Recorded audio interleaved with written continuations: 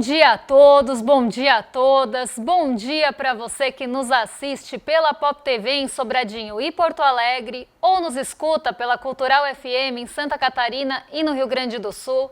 Sejam todos muito bem-vindos e bem-vindas a mais um ICL Mercado Investimentos.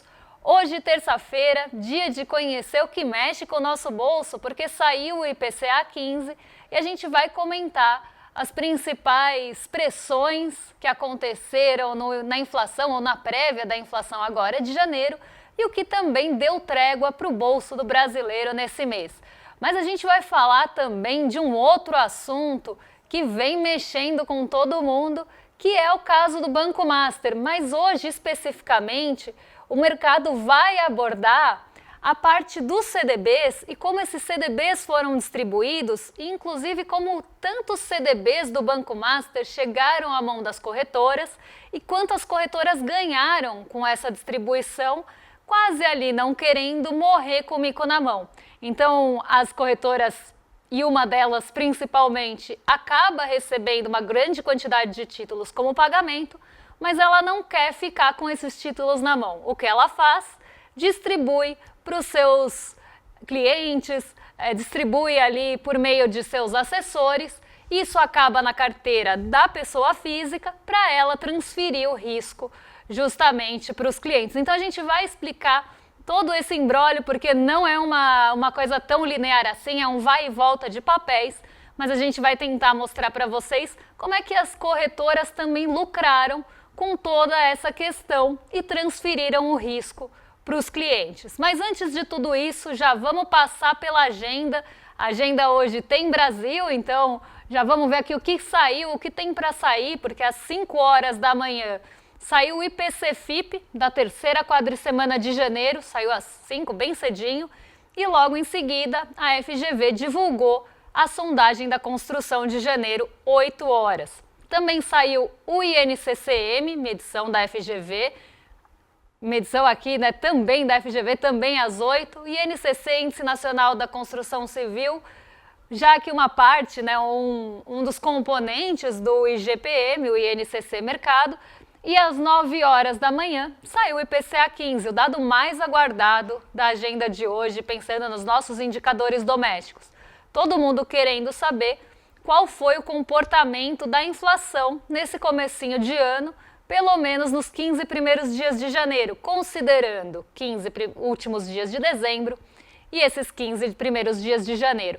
Além disso, daqui a pouquinho, nos Estados Unidos, sai índice de confiança do consumidor de janeiro. Então, a primeira parte da agenda, bastante tomada por Brasil. O Brasil, que estava sumido da agenda, voltou a aparecer. Às 13 horas, na Alemanha, tem a Christine Lagarde falando e tendo um discurso num evento de memória do Holocausto. Christine Lagarde, que é presidente do Banco Central Europeu, e aqui justamente o mercado de olho em qualquer sinalização que ela possa dar em relação à política monetária, ainda que ela vá falar sobre memória do Holocausto na Alemanha. Isso aparece na agenda justamente porque o mercado fica de olho em qualquer sinalização ou qualquer fala que lembre, mesmo que de longe, a política monetária do Banco Central. Às 6 horas no Chile tem decisão de política monetária e às 8h50 no Japão tem a ata da penúltima reunião de política monetária do Banco do Japão. E durante o dia, na zona do euro, a diretora-geral do FMI participa de reunião de 2 dias com líderes europeus. A primeira parte da agenda tende a tomar mais peso justamente pelo IPCA 15, que é o assunto do nosso programa hoje, mas não vou dar spoiler. Daqui a pouquinho a gente já fala sobre isso, porque primeiro a gente vai falar sobre o fechamento de ontem. Ontem foi um dia de realização de ganhos aqui na nossa bolsa, depois de vários dias de altas consecutivas, de recordes renovados e de saltos bem grandes, né? Saltos em distância aí do nosso Ibovespa, porque ele sai de um recorde de 166 mil e inclusive toca os 180 mil, flerta com esse patamar, embora não feche nele. Foi um salto bastante grande para uma semana. Como eu falei, um salto em distância, mas o Ibovespa ontem interrompeu essa sequência de ganhos, como vocês estão vendo na notícia do nosso site, por um motivo quase que esperado, embora o ajuste não tenha sido tão grande assim. Vamos entender o que fez com que a Bolsa não ficasse mais um dia no positivo ou renovasse novos recordes. Ontem a nossa Bolsa fechou em queda, mas numa queda orbitando a estabilidade, orbitando 0 a 0. Não foi uma queda aprofundada e poderia ser, principalmente considerando o histórico de recordes e os grandes saltos que a Bolsa deu ao longo da semana, a gente poderia até ter tido um ajuste maior. Isso poderia ter acontecido, mas não aconteceu porque outros setores, até mais pesados da Bolsa, inclusive ligados às commodities, seguraram a queda. E os bancos que ficaram o dia também oscilando entre o positivo e negativo, alguns deles conseguiram, como o Itaú, ir para o positivo e, como tem grande participação na Bolsa, também limitaram um pouco essa queda. Mas ontem foi um momento de ajuste na nossa Bolsa, o dia que as pessoas começam a realizar os ganhos. E isso era esperado, não é surpresa para ninguém, porque depois de tantos dias consecutivos de alta, chega em um dado momento, em um dado teto, que as pessoas preferem, os investidores preferem realizar o ganho, embolsar o lucro e esperar os ativos caírem para comprar de novo, principalmente depois de uma esticada tão forte como deu a nossa Bolsa nessa semana. Então, um movimento já esperado, um movimento de ajuste, de realização de ganhos, mas que não levou a nossa Bolsa a uma queda tão aprofundada como poderia ser. Foi uma queda bem leve, inclusive, na casa do 0,08, o que levou a Bolsa para os 178.721 pontos. Então, nem perdemos aí patamares importantes de pontuação da Bolsa. Foi realmente uma queda bem leve. O dólar caiu ontem, caiu 0,13 e ficou próximo a 5,28, ainda orbitando esse patamar e abaixo dos 5,30. Ponto importante aqui, como sempre falo, 5,30 é um piso psicológico e furar esse piso acaba trazendo uma dúvida de se a gente vai conseguir estabelecer um novo piso. Se o dólar continuar oscilando abaixo desses 5,30, há probabilidade de que a gente estabeleça um novo piso e que ele passe a ser esse patamar psicológico. Por enquanto, ainda se fala muito em furar os 5,30, voltar para os 5,30. Mas vamos ver se a gente não renova esse piso e estabelece esse novo patamar. Em Nova York, a gente teve alta por lá, altas inclusive maiores do que a gente viu nos últimos dias, 0,5% de alta no S&P e 0,43% no Nasdaq. Mas nada também muito fora da normalidade, nenhum salto muito expressivo por lá, porque está todo mundo esperando os resultados de grandes empresas ou resultados corporativos de empresas importantes, especialmente as ligadas às empresas de tecnologia ou ligadas a essas empresas, não diretamente, mas fornecedoras e tudo mais. Como isso fica no radar, principalmente esse desempenho das empresas de tecnologia, já que há uma desconfiança na sustentabilidade desse crescimento, o mercado fica nessa expectativa, então acaba até se posicionando de uma forma mais leve, mas com grandes ansiedades, eu diria, bastante ansioso está o mercado para esses resultados que vão começar a sair a partir de agora. Então, S&P e Nasdaq sem grandes novidades, muito nessa expectativa e ainda repercutindo a volta atrás de Donald Trump em relação à União Europeia, embora ele tenha aproveitado para atacar agora o Canadá e não só atacar, mas voltar com aquele tom de ameaça em relação às relações diplomáticas e comerciais com o Canadá. Então, cada hora, Donald Trump tem um alvo e o alvo agora passa a ser, nessas questões geopolíticas, o Canadá. Vamos ver como isso se desenrola ao longo do tempo, mas, por enquanto, a expectativa pelo balanço das empresas de tecnologia e grandes empresas dos Estados Unidos acaba tomando o primeiro plano, aí, o holofote, em detrimento de qualquer outra coisa. Mas isso pode virar se Donald Trump voltar a subir o tom. Se ele fizer isso, podem ter certeza que as bolsas vão responder e vão responder de forma negativa. Outro ponto que está muito no radar, além do IPCA 15 aqui no Brasil, é a super quarta. Então também está todo mundo operando na expectativa das decisões de política monetária. Não tanto em relação às decisões de política monetária, mas também pela sinalização que vem depois. Todo mundo sabe que a coletiva que acaba acontecendo depois lá nos Estados Unidos com o Jerome Powell ou aqui no Brasil, o comunicado do Copom acabam pesando mais do que a própria decisão, que muitas vezes já está precificada e dada no mercado. Então, o que se espera é justamente esse comunicado que vem depois e que deve mexer bastante com os ânimos dos investidores. E nessa situação, os posicionamentos também ficam um pouco mais leves. Ninguém quer se posicionar antes de uma decisão de política monetária. Então, isso acaba enxugando um pouco essa movimentação, essa liquidez nos mercados de risco.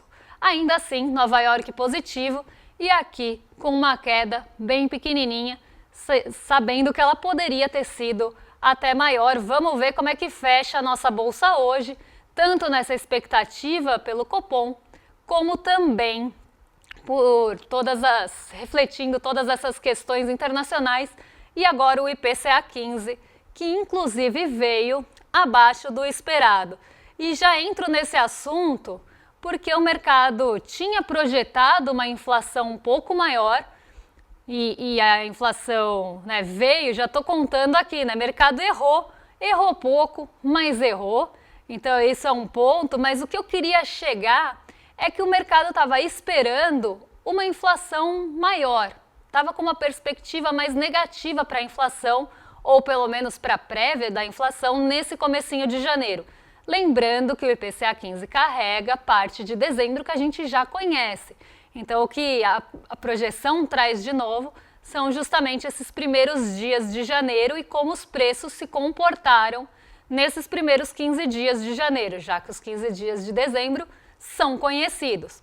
Então a projeção da novidade vem nesse sentido.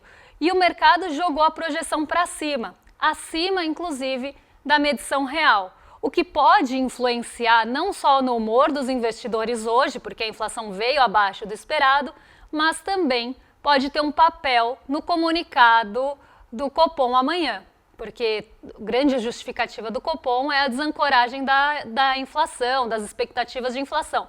Ora, se a inflação está surpreendendo para baixo, vamos continuar batendo nessa tecla? Vamos ver o comunicado amanhã, esperar cenas dos próximos episódios, mas a inflação surpreendeu para baixo, então já vamos ver qual que foi a projeção do mercado e por que essa projeção foi dada dessa forma. A mediana, que é a parte do conjunto que divide, na verdade, o número que divide o conjunto em dois, né? Então metade está para cima da mediana, metade está para baixo da mediana. A mediana foi de 0,23% de inflação nesse mês de janeiro, nessa prévia de inflação de janeiro, com acumulado de 4,52%. A média foi um pouquinho maior, a média ficou acima da mediana, acima desse número que divide o conjunto em dois, ficou em 0,25%, com a inflação acumulada em 4,53%. O piso, a menor das projeções, ficou em 0,15%, e a maior em 0,42. A maior foi lá para longe, né? Porque ficou em 0,42, bem longe da média, bem longe da mediana e bem longe também do número real, colocando a inflação em 4,73 de acumulado em 12 meses, pensando no IPCA 15. Quando a gente olha esse miolinho aqui do gráfico, que é o que está a maior número dos respondentes, 15 respondentes, o que representa quase metade dos respondentes, dos 31 respondentes da pesquisa, 15 achavam que a inflação ia ficar entre 0,20 e 0,25, bem na mediana e na média. Muitos respondentes, aqui a gente está falando de agentes de mercado, tá? Isso é importante. Muitos agentes de mercado estavam colocando, inclusive, a inflação mais próxima da média, então perto desse patamar de 0,25. O que levou justamente a média para esse lugar. Então, entre 0,20 e 0,25, a maior parte dos respondentes, inclusive, estava mais deslocada para perto do 0,25 do que para o 0,20. E isso mostra, né, uma projeção da inflação um pouco maior. Quando a gente pega os fatores que poderiam pressionar a inflação, até para a gente ver se o mercado também acertou ou errou em relação a isso, existia uma projeção de recuo para o grupo de transportes puxados pelas passagens aéreas e corridas de aplicativo. Então, depois de ter uma puxada para cima nos últimos meses, principalmente das passagens aéreas, o mercado estava esperando recuo nesse grupo, puxado justamente pelo preço das passagens aéreas. Em relação ao grupo de habitação, era esperado deflação, também refletindo parte daquela trégua que já foi trazida pela energia elétrica em dezembro e a continuidade disso em janeiro com mudança de bandeira tarifária.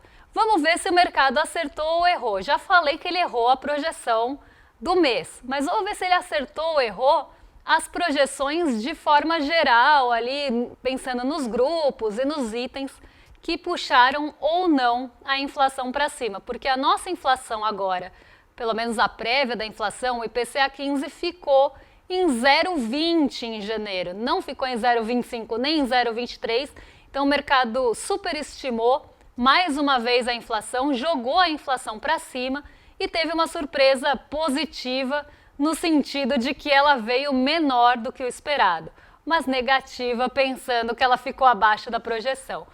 Vamos pensar em positiva porque a inflação abaixo do esperado é melhor, né? Fica melhor a abordagem. Então a prévia da inflação de janeiro, ou os 15 primeiros dias de janeiro e 15 últimos dias de dezembro levaram a inflação para 0,20 e a alta foi puxada pelos grupos de saúde e cuidados pessoais. E a gente sabe quando vem alta puxada por grupos de saúde e cuidados pessoais, normalmente isso tem um peso diferente entre as rendas. Mas vamos primeiro ver como é que ficou a inflação ou o IPCA 15, essa prévia de inflação em janeiro, considerando os meses anteriores, o acumulado em 12 meses, e depois a gente dá uma olhada nos grupos e nos itens também. Então já vamos colocar aqui na tela para o pessoal de casa acompanhar, porque em janeiro de 2026, como já falei, a inflação ou o IPCA 15 ficou em 0,20. No mês passado, em dezembro de 2025, a inflação tinha sido de 0,25, ou a prévia da inflação de 0,25, e em janeiro de 2025, no ano passado, 0,11. Então teve uma aceleração da inflação, considerando janeiro do ano passado, ou comparando com janeiro do ano passado, mas em relação a dezembro, a prévia da inflação, ou o IPCA 15, desacelerou. No acumulado do ano fica em 0,20, porque afinal a gente está falando do primeiro mês, e no acumulado em 12 meses, a inflação, ou o IPCA 15, vai para 4,5%. Vamos ver em perspectiva de tempo, porque eu acho mais interessante a gente olhar na perspectiva do tempo do que os números assim, picadinhos. Vamos ver como é que fica a trajetória nesses últimos 12 meses e também a variação mensal. Aqui a gente tem uma inflação em novembro de 24, saindo de 4,77. Esse IPCA 15, essa prévia, acelera até ali o mês de abril, que vai para 5,49, mantém esse patamar quase estável até a metade do ano. Em agosto a gente tem uma leve trégua e depois volta a acelerar em setembro, dando, para quem está só ouvindo, mas para quem está assistindo, tem um pico ali em agosto, em setembro, que a inflação volta a subir, ou o IPCA 15 volta a subir. Depois disso, a inflação desacelera ao longo do tempo, mostrando que as medições mensais de inflação estavam menores do que o ano anterior. Então, quando a gente substitui na fórmula ou na conta um número maior por um número menor, a gente começa a ver essa desaceleração da inflação acontecendo, especialmente no segundo semestre do ano. Aqui de setembro em diante, a inflação desacelera até dezembro e agora em janeiro ela volta a subir um pouquinho, faz uma barriguinha para cima, justamente pelo motivo que eu falei agora. A inflação de janeiro do ano passado tinha sido menor do que a medida nesse ano. Então, quando a gente tira janeiro do ano passado na conta e substitui por uma inflação maior, ela vai ter essa aceleração. Mas nada fora do comum, nada fora do normal, nada ali muito escandaloso, até porque o mercado estava esperando uma inflação maior no mês de janeiro, ou nesse comecinho, nessa prévia de janeiro. Vamos ver como é que agora o mês se comporta até o final, para a gente entender como fica o fechamento. Mas o IPCA 15 já traz uma amostra, né, ou uma indicação de que o mês de janeiro pode ser um pouco mais suave do que estava sendo esperado anteriormente, já que a prévia ficou abaixo do esperado. Vamos entender agora o impacto por grupos. Eu adoro esse gráfico porque eu acho que ele é muito didático e mostra quanto cada um dos grupos contribuiu para a inflação do mês. A habitação caiu 0,26, então sim, a gente teve recuo no grupo habitação, como o mercado estava esperando, isso o mercado acertou pelo menos. A habitação desacelerou, mas também se errasse, afinal, a habitação já tinha mostrado em dezembro esse recuo e continuou, pelo menos nos 15 primeiros dias, mostrando esse recuo. 0,26 de queda, com um impacto ali no final de 0,04. Então, daquele 0,20, a gente tem uma participação negativa do grupo habitação de 0,04. Outro ponto apontado pelo mercado, ponto apontado ficou feio, né? Outro tópico, outro grupo apontado pelo mercado era o de transportes, que caiu 0,13 e teve uma contribuição negativa também de 0,03, no sentido de negativo matemático aqui, de queda de 0,03, que também ajudou a segurar aquela alta de 0,20, não ser maior, limitou a alta. Mas aqui a gente tem dois grupos importantes, saúdes e cuidados pessoais subindo 0,81, com uma participação de 0,11, então quase metade da inflação veio praticamente do grupo de saúde. 0,11 de impacto, é um impacto bastante elevado. E outro grupo que contribuiu bastante foi o de alimentação e bebidas, que tem um peso maior. Como vocês podem ver, ele subiu 0,3, mas contribuiu com 0,07. O grupo de saúde teve que subir 0,81 para contribuir com 0,11. Isso a gente vê, toda vez que eu falo 0,11 parece que eu estou falando DDD, né? Mas contribuiu aqui com 0,11. E isso mostra que o grupo habitação tem mais peso na composição da inflação. Os alimentos têm mais peso nessa composição pela contribuição final que se tem. Então, boa parte da inflação veio do grupo de alimentação e de saúde.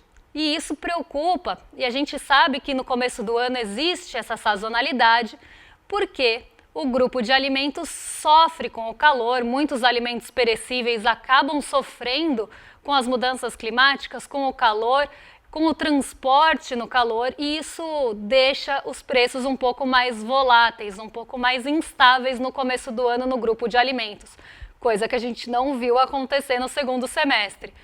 E isso pode preocupar se continuar acontecendo, porque o grupo alimentos tem maior peso em rendas mais baixas. Se a gente começa a ter uma aceleração do grupo alimentos, isso pode pesar mais para pessoas de menor renda. Enquanto saúde, transportes, principalmente quando vem de passagens aéreas, e o grupo saúde, quando vem de planos, acaba afetando rendas médias e médias altas. E essa composição é trazida depois pelo IPEA, quando a gente tem inflação final, claro, o IPEA traz essa medição por faixa de renda que é super interessante até para a gente pensar na forma de combate inflacionário, como a gente vai combater essa inflação e como a gente vai evitar que a inflação, por exemplo, pese mais no bolso de pessoas de menor renda. Isso faz parte do combate inflacionário, isso faz parte do plano de ação para você enfrentar a inflação, e essa decisão é sempre política, a gente sempre traz esse ponto aqui. A forma que você combate a inflação, os grupos que você ataca para tentar diminuir o preço, a forma que você atua em relação à inflação, é sempre uma escolha política. Não vou passar os alimentos e a energia para vocês, os itens, porque o nosso tempo está acabando e eu quero falar de um assunto bem importante que faz parte, eu vou puxar de uma pergunta da Vivian. A nossa querida Vivian Mesquita do N1 mandou uma dúvida aqui para o mercado e a gente vai responder essa dúvida já puxando o gancho das corretoras. Então vamos assistir a pergunta e eu já falo para vocês quem ganhou e quem não ganhou com o Banco Master. Oi, Débora, tudo bem? A pergunta que eu tenho para te fazer, eu acho que é uma dúvida comum a muitos dos brasileiros que estão começando a investir, que não têm muita experiência, que de repente abriram pela primeira vez uma conta nessas financeiras e acreditaram ouvindo o seu consultor, o que é muito comum. E a gente que de repente tem um dinheiro que poupou a vida inteira, né? Como é que essas pessoas podem se proteger desse tipo de investimento? Como é que a pessoa pode saber, fazendo o seu primeiro investimento, que não está caindo numa armadilha, né, numa fraude, como isso que aconteceu com o Banco Master? Como é que a pessoa se protege em relação a isso, ouvindo o consultor, confiando plenamente na consultoria? Como é que a gente se previne disso? Eu acho que o principal ponto que a gente precisa ter em mente quando a gente recebe uma consultoria ou uma assessoria, e o que a gente precisa questionar, já respondendo a pergunta da Vivian, é quem ganha com isso e quanto está ganhando com isso. Porque quando começam ofertas muito recorrentes, muito atrativas, muita gente falando para comprar tal CDB, tal ativo, pode ser que exista um interesse naquilo. Por exemplo, COI. A gente sabe que COI é rentável para banco. Quem é aluno meu já teve N aulas sobre isso, tem curso sobre isso. E eu explico por que é que o COI é interessante para o banco e onde ele lucra e como, qual o mecanismo. Quando a gente começou a ter muita oferta de operação estruturada, e isso passou a ser uma bússola ali para a distribuição dos produtos financeiros, a gente começa a questionar quem está ganhando com isso e quanto. E o mesmo a gente pode falar do Banco Master. Quem ganhou com isso e quanto? Por que as corretoras insistiram tanto na distribuição do Banco Master, mesmo sabendo que ele poderia ter ali riscos implícitos? Porque por mais que o Banco Master tenha sido liquidado agora, não é de hoje que ele vem mostrando problema. Inclusive, essa falta de liquidez, essa falta, vamos pensar assim, de caixa para pagar os próprios vencimentos do banco, levaram o banco a emitir CDB e título cada vez mais agressivo. Mas mais que isso, uma corretora fazia parte ou tinha parte do fundo de participação do Will Bank. O Will Bank, ele foi ali, passou por fundos de participação e fundos de private equity aqui, não quero usar muitos termos técnicos, mas seriam fundos ali de participação que fomentaram esse Will Bank. E esses fundos tiveram uma participação da XP. O que aconteceu? Quando a XP ela teve a possibilidade de receber ou em ações ou em dinheiro, ela não recebeu nem em ações, porque não era de interesse dela ter participação ali no Will Bank em ações ordinárias, nem o dinheiro. O que ela pegou ali do conglomerado e de certa forma, né, em títulos de renda fixa? Justamente o CDB. Então ela aceitou os títulos de renda fixa do Banco Master como forma de pagamento por essa negociação feita em fundos de participação dela mesma. Quando ela recebe esses títulos, ela não quer ficar com o mico na mão.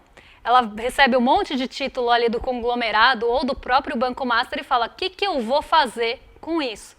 E aí que começa uma grande distribuição e aqui eu estou simplificando bastante o processo, porque tem vai e volta de título, e eu não quero entrar nesse mérito, eu estou tentando simplificar para facilitar o entendimento de vocês. Quando ela pega esses títulos, ela começa a distribuir, porque ela também não quer ficar com os títulos no patrimônio dela. Se ela fica com o título no patrimônio dela, é risco para a corretora. E ela não quer assumir esse risco, afinal, corretora, se fica com o título, não tem FGC. O que ela começa a fazer? A distribuir esses títulos para os seus clientes para não ficar com o risco com ela, mas sim dividir esse risco com as pessoas que têm conta na corretora. E essa distribuição começa a acontecer, inclusive, a gente separou aqui para vocês, as principais distribuidoras dos CDBs do Banco Master, as grandes corretoras, tiveram uma participação importante nessa distribuição e não à toa. A XP liderou com 26 bilhões em CDBs vendidos, o BTG intermediou, lembrando que aqui é sempre intermédio, você compra por meio da corretora. O BTG intermediou 6,7 bilhões, ainda que em segundo lugar, muito distante da XP, que tinha esses títulos na mão, muitos desses títulos na mão. O Nubank vendeu 2,9 bilhões, incluindo a parte já herdada da Isinvest. Então, não necessariamente o Nubank só, mas o Nubank herdando essa posição da Isinvest. E pensando nas comissões que eram recebidas por essas corretoras, podia ser em torno de 2,5% a 5%. Se a gente usar 5% para fazer a conta, que seria o máximo da comissão do spread que se ganha nessa operação, 1,8 bilhão ficou com as corretoras, quase 2 bilhões de ganho de comissão e de spread com as corretoras. Pensando que todo o volume ali do Banco Master, protegido pelo FGC, são os 36 dos 41 bilhões. Então, o que as corretoras fizeram? Pulverizaram esse risco entre os seus correntistas para não ficar com o risco para ela. Ela pulveriza isso em vários clientes. Os clientes usam o FGC também como seguro, porque muitos assessores, muitos gerentes falavam que mas você conta com o FGC se der tudo errado, aplica até 250 mil, não passa o limite. Usam o FGC assim como o Master fez isso como marketing. Usa o FGC como seguro, como uma peça ali de segurança e joga o risco para frente. Passa a batata quente, passa o mico. Não vai ficar com o mico na mão, porque para ela é muito ruim ter essa perda. Então isso mostra que muitas vezes existe interesse na oferta, existe interesse não só pela comissão, mas também para tentar, eu ia falar desovar, mas é tipo isso mesmo, desovar esses títulos para não ficar com eles no patrimônio, pesando no patrimônio da corretora e levando a corretora para risco.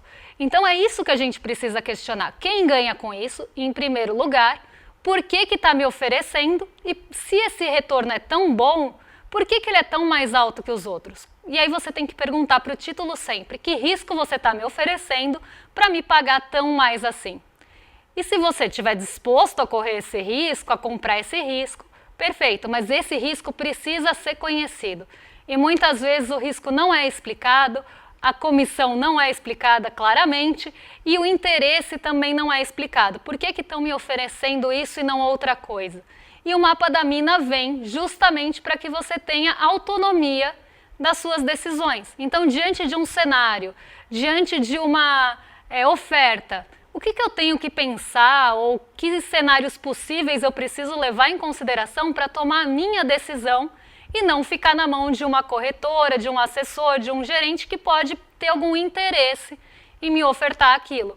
Então, o mapa da mina vem para tentar justamente guiar vocês nesse mundo turbulento e nesse cenário de 2026, que tem eleições, tem geopolítica, tem agora Banco Master e outros bancos sendo liquidados. Tudo isso acaba trazendo instabilidade e você tem que saber navegar nesse mar.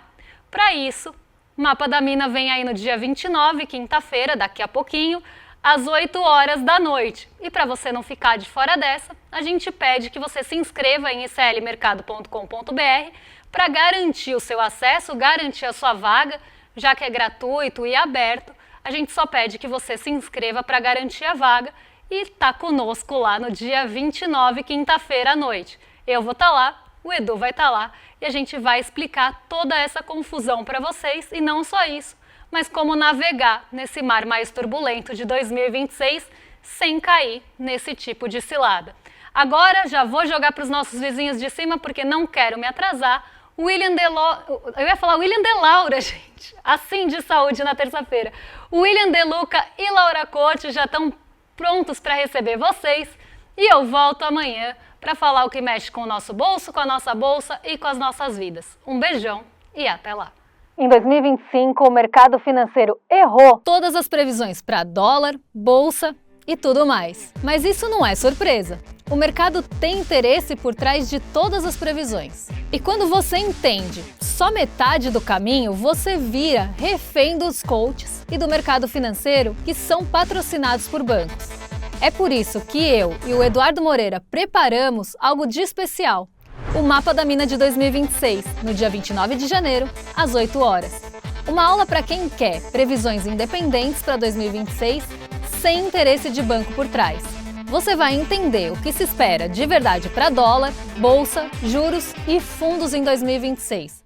Você sabia que todos os nossos programas estão no Spotify? A notícia não pode parar e agora você pode acompanhar todos os nossos programas onde e quando quiser. Siga nossos canais no Spotify e tenha acesso ao Chico Pinheiro Entrevista, Desperta ICL, Rolê e muito mais. ICL no Spotify. Informação que te acompanha.